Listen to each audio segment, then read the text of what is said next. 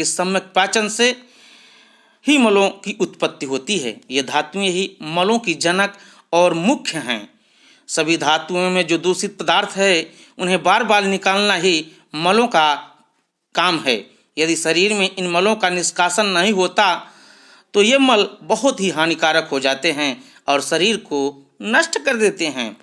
इन दोष धातु एवं मलों की वृद्धि अपने सामान्य द्रव्य गुण कर्म के द्वारा किसी प्रतिबंधक कारण के अभाव में होती हैं। दूसरी ओर इन दोष धातु मलों के द्रव्य गुण कर्म के विपरीत वस्तुओं से हानि होती है। रस 6 प्रकार के होते हैं।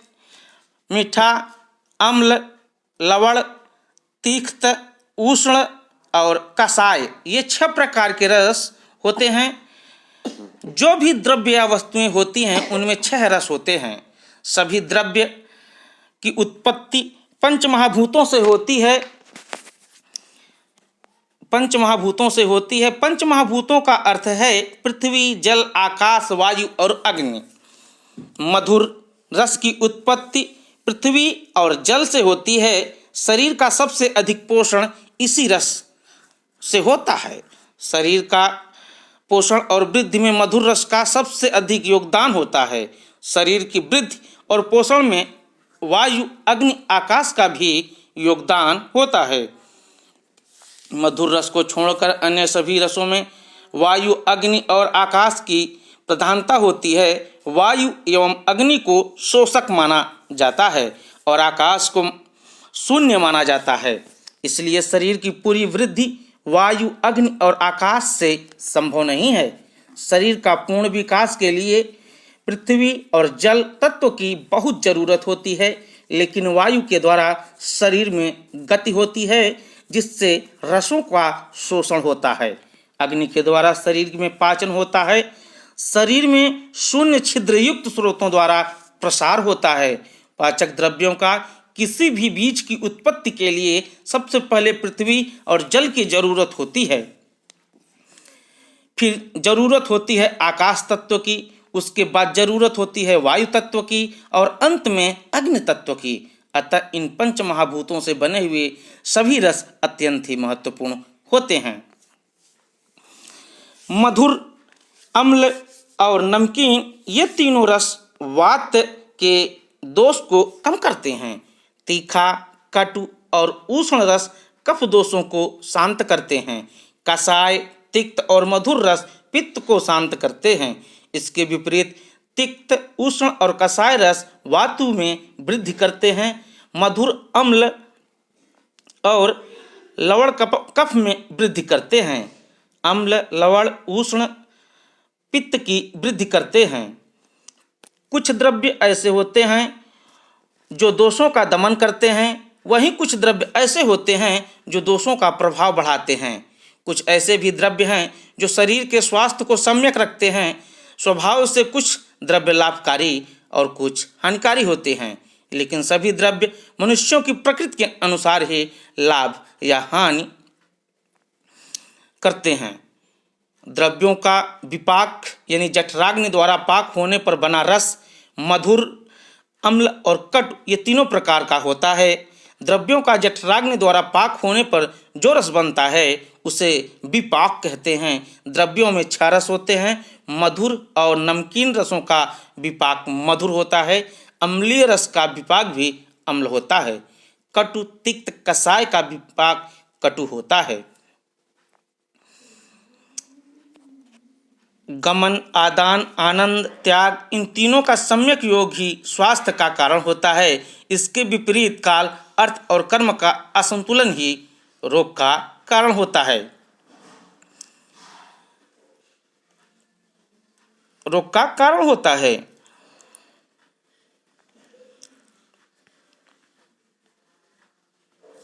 काल, अर्थ, कर्म के असंतुलन का अर्थ है बहुत कम या बहुत अधिक होना। जैसे काल में वर्षा का बहुत अधिक होना या वर्षा का बहुत कम होना, इसी तरह ग्रीष्म का बहुत अधिक होना या बिल्कुल नहीं होना। कभी कभी वर्षा का बहुत अधिक होना, अचानक से धूप बहुत तेज निकलना और फिर तीव्र वर्षा का होना, ये सभी काल, असंतुलन की उदाहरण हैं।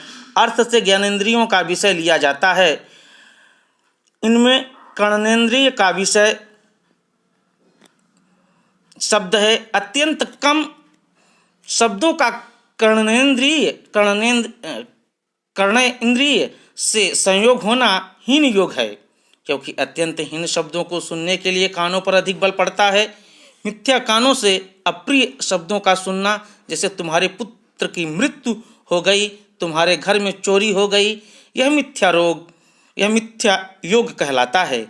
इसी तरह एक अति योग होता है, जैसे कानों के पास कोई बंदूक चलाए, इससे कान के पर्दे फट सकते हैं। यह अति योग का उदाहरण है। स्पर्श के लिए हीन, मिथ्या और अति योग के उदाहरण अत्यंत शीत या उष्ण द्रव्यों का त्वचा से संयोग। जिस समय गर्म द्रव्यों का स्पर्श होता है उस समय उष्ण का अति योग और शीत का हीन योग होता है। यदि कोई व्यक्ति गर्मी में चलकर आए और शीतल जल से स्नान करे तो यह त्वचा के लिए मिथ्या योग होता है। इस तरह त्वचा के ऊपर विभिन्न प्रकार के गंदे द्रव्यों को स्पर्श होने पर मिथ्या योग होता है। रूप के लिए विभिन्न योगों के उदाहरण आँखें रूप का देखने काम प्रकाश के संयोग से करती हैं। यदि प्रकाश नहीं तो उस समय आँखों से देखने का या पढ़ने का कार्य किया जाता है, वह हीन योग माना जाता है। भीवत्स या अप्रिय घटनाओं को आँखों से देखना मिथ्या योग कहलाता है। सूर्य को देखना या अत्यधिक प्रकाश में देखना अति योग कहलाता है। रस के लिए किसी एक रस को अधिक मात्रा में सेवन किया जाए तो अति योग होता है, और यदि बहुत कम मात्रा में रस का सेवन किया जाए तो हीन योग होता है। सड़े गले बासी अन्न को या फलों को खाना या विरुद्ध भोजन करना मिथ्या योग कहलाता है। गंध के लिए अति तीव्र गंधों को सूंघना, जैसे कस्तूरी, अमोनिया गैस आदि अति योग है। सुगंधित वस्तुओं को नहीं सूंघना हीन योग है। अप्रिय दुर्गंधों को सूंघना मिथ्या योग है। इसी प्रकार सभी ज्ञानेंद्रियों के बारे में तय किया जा सकता है। अधिक रूप में लेना अति योग, कम से कम मात्रा में लेना हीन योग और रुचिकर तरीके से नहीं संयोग होना मिथ्या योग होता है। कर्म इंद्रियां भी 5 हैं, उनका विषय वचन मुख का है। कर्म इंद्रियां 5 हैं, उनका विषय वचन मुख का है। अधिक ऊंचे स्वर में बोलना अति योग, एकदम से नहीं बोलना हीन योग और अप्रिय बोलना मिथ्या योग। हाथों से अधिक काम करना अति योग, बिल्कुल काम नहीं करना हीन योग, अनुचित काम करना मिथ्या योग में आता है। गमन का कार्य पैरों का है, अधिक चलना अति योग, बिल्कुल भी नहीं चलना हीन योग और गलत तरीके से चलना मिथ्या योग कहलाता है। त्याग मल का अधिक निकलना अति योग, मल का नहीं निकलना ही योग, मल का अनुचित तरीके से निकलना मिथ्या योग है। सभी प्रकार के हीन, मिथ्या, अति योग रोगों के कारण हैं। दूसरी और सभी का समावेश हो तो शरीर में के स्वस्थ रहने की स्थिति होती है। रोगदस्तु दोषवश्यम दोष समामिग्रोग्यता, दोषों का विषम होना रोग है तथा दोषों का सम रहना आरोग्य कहलाता है। जय हिंद, जय भारत, वंदे मातरम।